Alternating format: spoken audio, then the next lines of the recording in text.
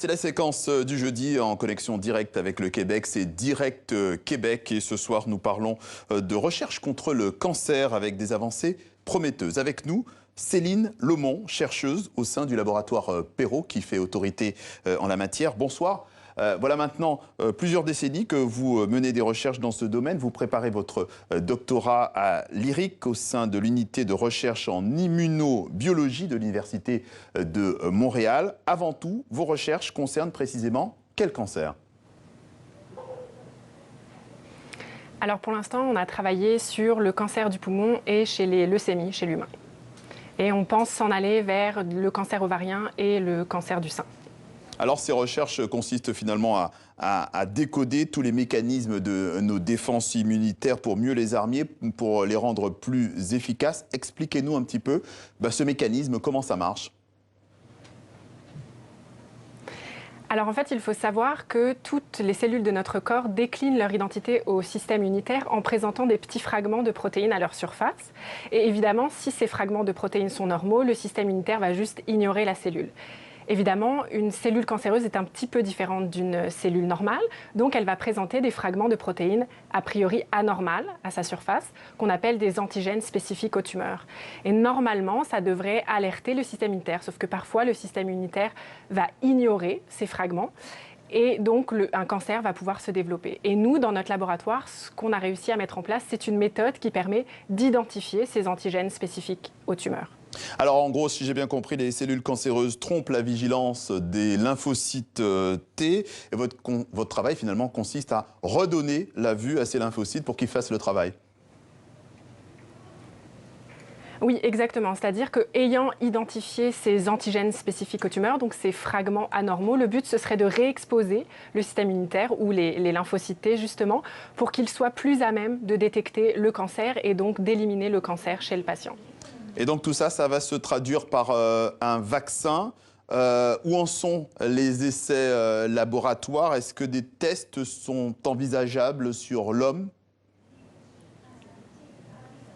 Oui, alors pour l'instant, on a effectué des tests de vaccination chez la souris et on a montré que les antigènes ou les fragments anormaux qu'on avait identifiés étaient effectivement capables de faire régresser des tumeurs chez la souris.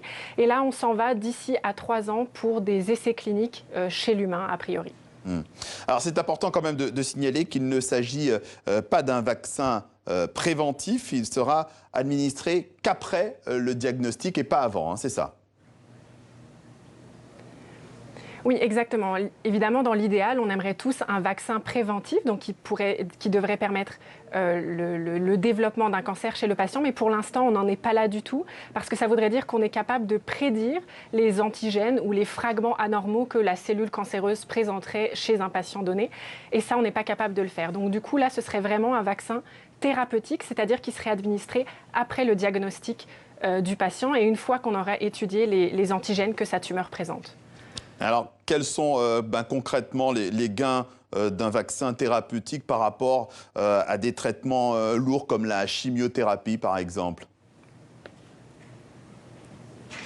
Donc il faut savoir que si on vaccine le patient contre ces antigènes, alors le système immunitaire ne sera capable que d'éliminer les cellules cancéreuses du patient. Donc ça va être un traitement qui, a priori, devrait être extrêmement spécifique et donc épargner toutes les cellules normales. Et donc ça devrait éviter les effets secondaires comme ce qu'on peut avoir avec la chimiothérapie.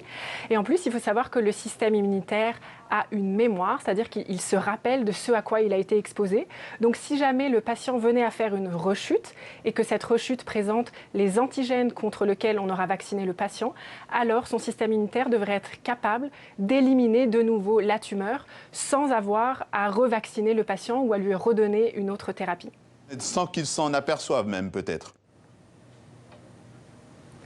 Exactement, ça pourrait être tout à fait, oui, sans signe clinique, exactement. Oui. On entend régulièrement des annonces qui n'aboutissent pas forcément à des solutions concrètes et efficaces. En quoi vos recherches, en quoi est-ce différent finalement avec vos recherches cette fois ? Alors, avec nos recherches, on espère en fait élargir le champ des cancers qui vont pouvoir être ciblés par la vaccination. Il faut savoir que jusqu'à présent, l'immunothérapie, dont fait partie la vaccination, était réservée à des cancers à très fort taux de mutation, comme par exemple le mélanome ou le cancer du poumon. Et donc là, les antigènes qu'on a identifiés n'ont pas besoin de porter une mutation pour permettre la régression du cancer. Donc, on espère pouvoir cibler plus de cancers avec ce genre de thérapie. Et en plus, il faut savoir que les antigènes qu'on a identifiés dérivent d'une portion des 98% de l'ADN pour lesquels les fonctions sont peu connues, alors que jusqu'à présent, on arrivait à identifier des antigènes seulement dans les 2% de l'ADN qu'on sait encoder des protéines.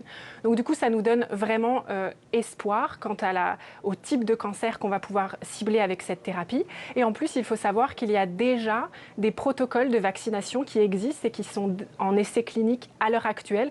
Donc notre vaccin pourrait se servir de ces plateformes, ce qui veut dire qu'on ne part pas de zéro pour l'établissement d'un protocole clinique. Donc c'est très prometteur. Merci Céline Laumon, on suivra ça avec attention. Je rappelle que vous êtes spécialiste en biologie moléculaire au sein du laboratoire Perrault et que vous nous parliez finalement de ce possible vaccin sur lequel vous travaillez et qui pourra permettre de mieux lutter contre certains cancers. Merci d'être passé par Direct Québec au sein du journal de TV5 Monde. Merci à vous.